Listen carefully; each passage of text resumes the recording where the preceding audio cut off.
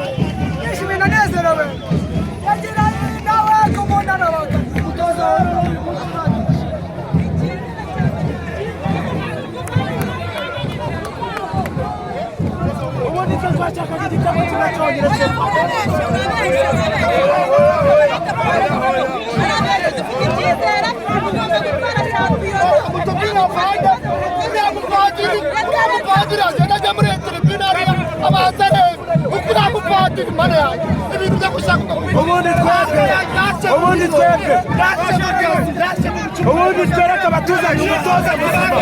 n'ibitego bine buri kipe yose duhuye n'ibitego bine reka batuzanye umutoza muzima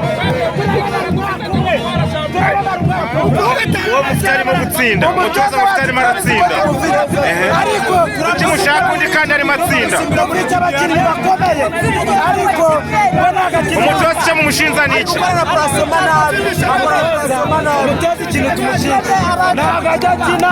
umukino w'ubwenge ninde mukinnyi atakinishije yari gushyiramo ninde mukinnyi atakinishije yari gushyiramo ko mugabo ntakitonda baturawe n'usanga agiye mu kibuga bije bakicara bije yakicara agakubise na kerema